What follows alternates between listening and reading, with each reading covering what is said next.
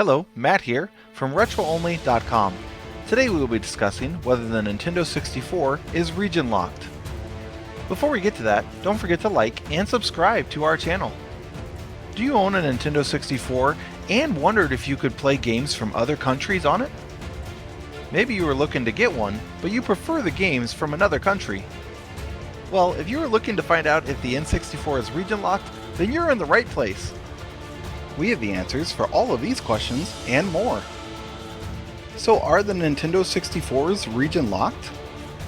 Although many people have tried to find a way to make every game work on the Nintendo 64, they just don't work because of the region lock on the console.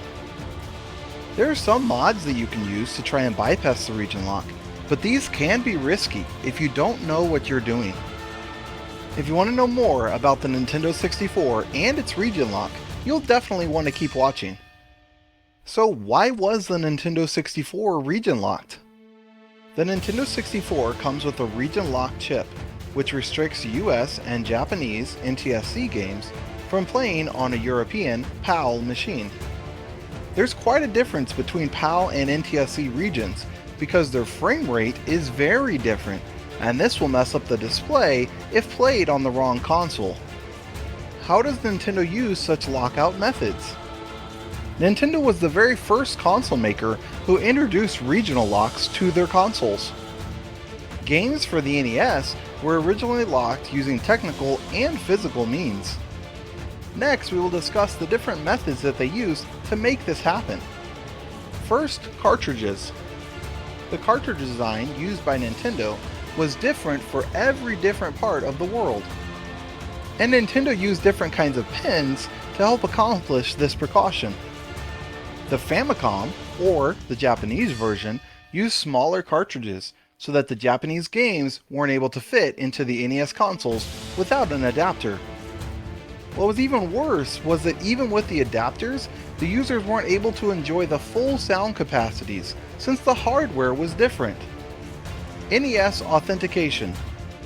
The NES also had an NES authentication chip, which was originally coded for one of the three regions. These regions were NTSC, North America, PAL-A, Australia, United Kingdom and Italy, and PAL-B, the rest of the European countries.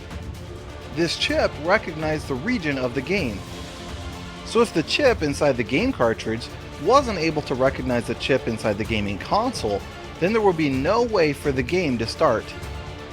By doing this, Nintendo was able to limit people buying the games where they were cheap and reselling them in a different part of the world.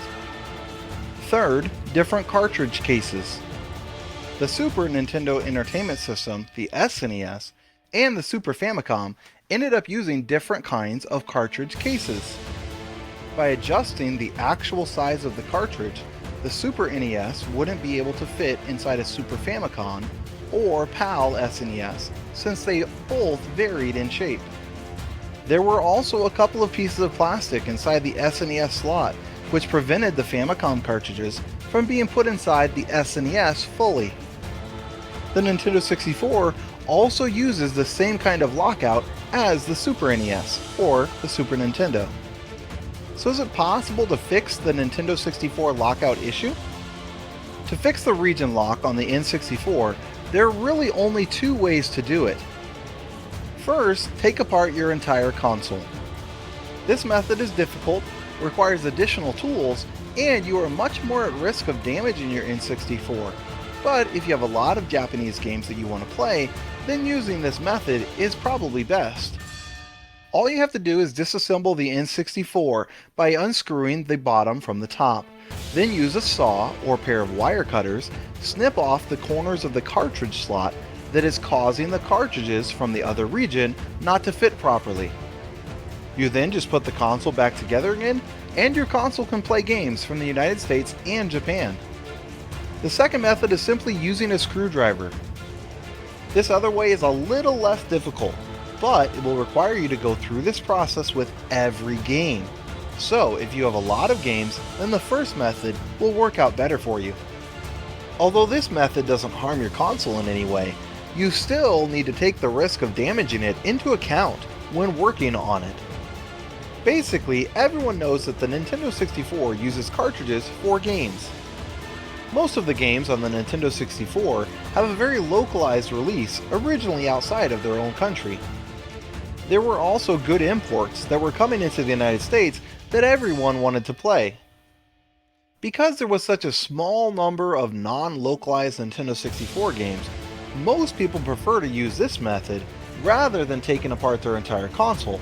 You can also decide to bypass the region restrictions of the Nintendo 64 if you're interested in speedrunning. Speedrunning means that the Japanese version runs faster than the Western versions, and the Western version has some glitches. Here are the things that you will need to take the region lock off of your Nintendo 64 using the second method. First, you'll need a throwaway game that belongs to the same region as the one your console is from. You can normally find these for a couple of bucks, as the cheapest title will work. You'll then want to get a 3.8mm security screwdriver for Nintendo cartridges. You should know that the back of the cartridge is what determines the region of the game. You will find that there are little indents that are present on the side that allow the game to quite comfortably slide into the matching Nintendo 64, but this causes it to not work on an N64 that's from another region. So here's what you have to do to the cartridge. Simply remove the screws which are present on the cartridge, which holds the front and the back together. This is a really simple kind of setup that Nintendo has. All you have to do is unscrew the screws there, and then put them in a safe place so that they won't get lost. Now you'll remove the back portion to swap it out. For this, you will have to push down on the top of the cartridge. The back of the cartridge comes with little locks, which helps in fastening it to the side. You won't need to use much force for it, but if you can't get the back to loosen and then come off, then try to individually open up one part of the cartridge at a time. Now, just put the back of the throwaway cartridge on the import one right in place, and then screw it in properly. Be sure to not throw away the old backing and screws, as you may need these someday if you ever go to resell the cartridge. Conclusion. Now you know that Nintendo was the company that first released region lock on its games and consoles alike. Although this made some gamers upset, it made others extremely happy, as they didn't have to worry about what quality of item was going to be used on their machine, and they knew which region each game was from. Even though Nintendo didn't want anyone to bypass their region locks on their consoles or games, this is something that can be done pretty easily on the N64. If you followed these steps mentioned in this video on how to unlock your Nintendo 64 console, then you should now have a modded system that you can play your games on. Although not all games will work, every game from the United States and Japan will work, and these are the ones most everyone wants to play anyways, because that is where the console was originally released. This has been Matt from RetroOnly.com. Please be sure to like and subscribe to our channel.